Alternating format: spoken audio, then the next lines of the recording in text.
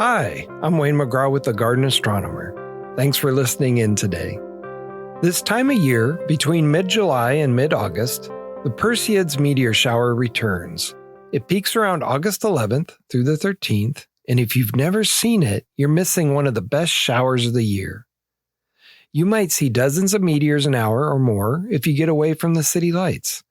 But the Perseids always remind me of one particular August back more than 40 years ago. It was a night that began with telescopes, wool blankets, and star charts, and somehow ended with backyard astronomers, high school stoners, Iron Maiden, the Andromeda Galaxy, and two guys trying to turn my family's roof into an observatory. This is that true story. Arvada, Colorado was farm ground once. Celery grew in long rows, and before that, men came down to the creek and washed the gravel for gold, hoping the water would give something back. After World War II, the suburban lawns came instead, and the old fields went under them along with the farmers. Away from the streetlights out front, our backyard patch of grass held a little of those old dark fields, and that was enough to lie back and watch the stars on August nights. This was one of those nights. Through my bedroom window, I spotted Les across the fence that divided our backyards. He was already hauling out his star charts and telescope. "Jeff," I called to my friend, sprawled on my bedroom floor with a dog-eared copy of Astronomy magazine. "Les is setting up. Let's go." We gathered our supplies, an old Tasco refractor, 2 wool blankets, a red filtered flashlight I'd rigged myself from cellophane and rubber bands, and a bag of Chips Ahoy. "Mom, Dad, I'm heading to Les's house," I called through the living room. "Closing the drapes so the house lights don't wreck our night vision." My father looked up from his newspaper. "How long you boys planning to be out there?" "Don't know. Maybe all night, if the seeing's good." With hands full, we kicked the back aluminum screen open, crossed over the lawn, and handed the gear over the low chain-link fence into Les's domain. "About time," Les said. "I've been tracking Saturn for 20 minutes. Come look." We settled in. Overhead, the sky arched like the vaulted ceiling of a cathedral, constellations gleaming like painted panels. Every August, that rectangular patch of lawn became our gathering place, because every August, the Perseids came home. Now, if you've never been out in a backyard in mid-August with a blanket under your head, let me tell you about the Perseids. Every year around this time, Earth plows through a massive trail of debris left behind by Comet Swift-Tuttle, a giant ball of ice and dust orbiting the sun every 133 years. When those tiny specks of comet dust hit our upper atmosphere at 37 miles per second, friction vaporizes them in a flash of light. From down on the ground, we see them as shooting stars.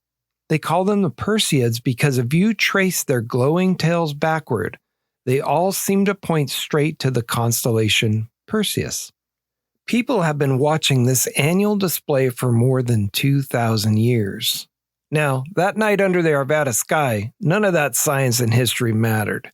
We only knew to look up and watch for the first twitch of light.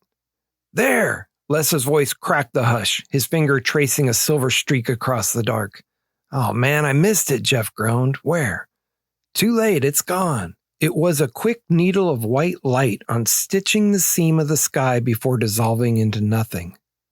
As the hours passed, we started keeping count like spectators at a ball game as light streaked every few minutes. Past midnight, the sky deepened from charcoal to true black. The heat of the day finally spilled out of the earth, leaving the lawn with dew. And as so often in the late hours, every sound carried an edge. Above, Vega sparkled blue-white, and Cygnus the swan flew down the Milky Way. Les raised his binoculars toward Cassiopeia, tracking the W of stars, pulling away every few minutes when a meteor streak would break the attention. "Check this out," he said, lowering the binoculars. "You can see the Milky Way splitting Cassiopeia right in half." Let me see, Jeff reached out for them. "Whoa, it's like lighted dust." That was when the gate latch clanked. Voices drifted along the south side of Les's house. Les, my man, how's it going? A lanky figure emerged from the dark, two others trailing behind like shadows with denim jackets. It was Les's stoners group, guys we saw in the hallways at school, who always smelled of cigarettes and lockers. Trevor was the tall one in a faded jean jacket pinned with a Judas Priest badge. Behind him came Kyle and Scott, both carrying brown paper bags that clinked with every step like loose change. We brought provisions, man, Kyle announced, proudly hauling a six-pack of beer out of the paper bag. A skunky fog clung to them, too. And all those trillion miles away, up above, Vega kept right on burning, completely indifferent to the high school juniors standing on Les's lawn. Les stiffened. Guys, we're doing serious observing here. My mom's bedroom window is right up. Relax, she's out cold, man, Trevor cut in, flopping onto our wool blanket. Besides, you said you could see Saturn. You said you could see the actual rings. I want to see it. Just like that, our quiet cosmic communion was hijacked. It wasn't a party, not yet, but the serene silence of the night was officially broken. Trevor fumbled with a heavy boombox, clicking a tape into place, and the distorted galloping open chords of Iron Maiden drifted across the cool grass. You guys like Maiden? Scott asked. Up the irons, Jeff blurted out defensively. Yeah, man, up the irons. Got every album, I replied. Scott nodded, and just like that, we passed some unspoken test. And why not? I might not have looked the part, but behind the star charts, Maiden was my favorite band too. One by one, they took their turns. Kyle bent over the refractor. Whoa, he whispered, genuinely stunned. It looks like a picture. Trevor squinted next, through the lens, and immediately went amateur philosopher. Makes you think, man, we're just like specks on a floating rock, you know? Deep, Trev, Scott said, adjusting the volume knob on the boombox. Maiden got incredibly louder, creeping up like the tide, until a window burst open with a wooden scrape. Les, you turn that down. Sorry, Mom. Les practically dived across the blanket to slap the pause button. A few minutes later, my own back patio light flicked on, casting a long, yellow rectangle across our yard. At this point, the stoners even turned cosmologists. Hey, man, who turned on that light? Tell that neighbor to turn it off. We're doing stars, man, one of them called out. My father's silhouette appeared behind the screen door. He stood there for a long 10 seconds, decided all was quiet on the western front, and went back inside to his gin and tonic. Your old man keeping tabs on you, Trevor asked. Yeah, I said. I kept my answer short. That was usually how I handled unfamiliar situations back then. Deflect, stay quiet, try not to draw attention to myself. As I look back on it now, I'd never quite belonged to any single group in school. I wasn't athletic enough for the jocks, rebellious enough for the guys in denim, smart enough for the honor roll, or artistic enough for the drama crowd. I existed in the margins, friendly with almost everyone, but close to very few. But tonight, none of those social categories mattered. With this unlikely mix who could be cast in an episode of Stranger Things, I found something like community for a few hours. We were all just looking up at the same sky, feeling small together inside the same enormous universe. You know, who knows? All these years later, maybe it was the whole point of that night under the Perseids. I eventually drifted to the far corner of the yard with my telescope, stepping away from the circle of friends. Facing north, I found the Little Dipper hanging low. At the tip of its handle sat Polaris, anchored in place like a thumbtack in the ceiling of the world. Earlier that evening, the bowl of the Dipper had pointed east. Now, hours later, the entire constellation had swept counterclockwise around that single fixed point. It struck me then that time never stands still. The sky moves relentlessly forward, measuring out seconds, hours, and years that we can never call back. We think we're standing still on a patch of suburban lawn, but the clockwork above keeps turning. Hey, Look at the Little Dipper, I said softly as Jeff walked over. Remember where it was when we started? He followed my gaze up into the dark, and I noticed the realization settled over him too. It's like a giant clock, he said. Yeah, I murmured to myself. Jeff let out a quiet breath. Deep thoughts for 3 a.m. Before long, Les headed over our way. What are we looking for next? The Andromeda Galaxy, I said, stepping back from the eyepiece. A whole galaxy? Trevor perked up, drifting out of the shadows. Can we actually see that? Well, if we can find it, it looks like a faint, fuzzy star. Hold on, I can't find the chart. Where's my flashlight? Les shouted, patting the grass blind. I looked over. Kyle and Scott had confiscated our 2 red-filtered flashlights and turned them into a juggling act. They were lobbing them back and forth over the chain-link fence like they were auditioning for a circus. The result was a makeshift backyard discotheque. Chaotic red beams strobing across the neighbor's brick siding, sweeping over the grass and illuminating our bewildered faces like a low-budget rock concert, all while ancient meteors streaked across the sky above us. Careful, man, Scott said, being completely uncareful, and launched the second flashlight into a high, majestic arch. It caught the roofline in a flash of red, bouncing off the shingles and slid straight down the aluminum downspout with a loud, ratcheting thud. Dead silence on the lawn. Now, did that go in the gutter? It went in the gutter. Les turned away from the telescope just in time to see the 2 staring helplessly into an open downspout, waiting for a flashlight that was now trapped in the plumbing of his mom's house. Les sighed, shook his head, and went back to the eyepiece. Guys, my flashlight. Wait. Les's voice tightened. He nudged the telescope a fraction of an inch. There it is. Everyone's eyes turned toward him. Kyle got there first. That's actually pretty cool. It's like a little cloud. A cloud made of 1,000,000 trillion stars, I said. Even Kyle and Scott, still a little altered, went quiet at the eyepiece. For a few minutes, the boombox stayed off, and we were all just humans looking at the universe together, amazed by the same light that had amazed people for thousands of years.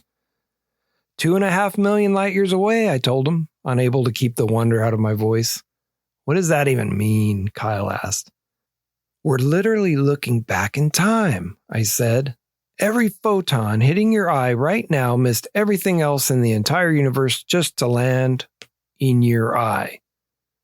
Kyle slowly backed away from the eyepiece and gave me a totally deadpan, 1,000-yard stare while the cosmic math percolated in his brain. So, if there's aliens over there with telescopes, Scott said slowly, they would be seeing Earth from millions of years ago, with dinosaurs and everything? Do you think they're out there? Kyle asked, looking back at us. Nobody had an answer. Somehow, that made it better.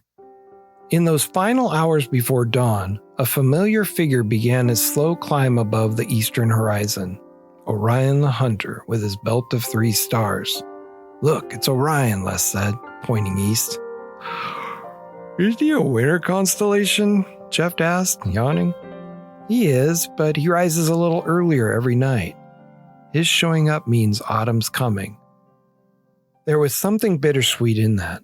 All too soon, the same patch of grass would be buried under Colorado snow, and beneath that, the stories of the old farmers, and beneath that, the ghosts of the old gold prospectors. But Orion would still be there, standing through the winter nights. It reminds me often that some things endure, even as everything else changes around them. Hey, we should probably head in, Jeff said to me as the eastern sky began to pale. Jeff and I crossed the fence, and before he could open the back screen door, I tapped his shoulder. Hey, I got another way. We climbed the shed at the side of my house, an easy 8 feet, then crossed under the first floor roof and along the damp shingles to my bedroom window, left unlocked for exactly this purpose. Your parents know about this? Jeff whispered. Yeah, what they don't know won't hurt them. We moved with care, trying not to wake the house. testing each shingle before committing our weight. Jeff's foot slipped once, and we both froze, waiting to see if the scrape had carried through the walls. It hadn't. We eased the window open and dropped inside. "Made it," Jeff said, collapsing against my desk. But something made me climb back out for one more look at Les's lawn. Then voices below, then some figures below me. "Dude, that's sick. They just climbed right up." "I'm totally doing that, man." My stomach dropped. Trevor and Kyle had watched our whole ascent and decided it looked fun. They were already at the chain link fence, and by the time they hit the shed roof, they were stomping across it like a parking lot. Banging metal echoed in the whole pre-dawn quiet. I burst into my older brother's room. "Bro, there are guys climbing on our roof." He sat up, confused and irritated, and stumbled to the window.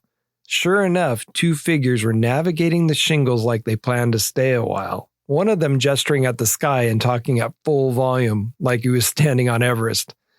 "Hey!" My brother's voice cut through their haze, sharp with older brother authority. "What are you doing on our roof? Get down." We were just setting up base camp and looking at the stars, man," Trevor said, dreamy and unbothered. "I don't care if you're looking for the Almighty himself. Off, now." They wobbled a moment, then made their way back down. My brother shook his head and went back to bed without another word. Trevor and Kyle faded into the early morning shadows, their voices drifting away down the street. And just like that long summer, they were gone. I woke around 11 that morning. I pulled the drapes back and pushed my bedroom window open, letting in the sharp, high-altitude Colorado light. The neighborhood was completely still. No stars, no stoners, no cosmic dust. Just the faint laughter of children playing a few blocks over, a lawnmower starting up in the distance, and the cool summer air filling the room. Out on that back chain link fence, a single wool blanket still hung, heavy with morning dew. That ancient trail of comet dust hasn't gone anywhere. Decades have passed, people have moved on, and that backyard looks different now. But the Perseids keep coming back, right on schedule every summer. You don't need a telescope, by the way, a star chart, or a fancy lens to catch them. In fact, all of that will only get in your way. All you need to do is find a patch of grass away from the glare of the city. Give your eyes 20 or 30 minutes to adapt to the dark. Put the phone in your pocket. Turn on some music if you want, and turn your eyes toward the northeast, looking generally toward Perseus. You don't even need to stare at one exact spot. Just lie back, stay patient, and wait for the sky to unstitch itself again. Hey, thanks for listening to this episode. If you want to spend more nights under the stars, uncovering the forgotten human stories in astronomy, please hit that subscribe button wherever you get your podcasts. I'm your host, Wayne McGraw with the Garden Astronomer. Until next time, keep your feet on the grass, your mind in the stars, and don't forget to look up.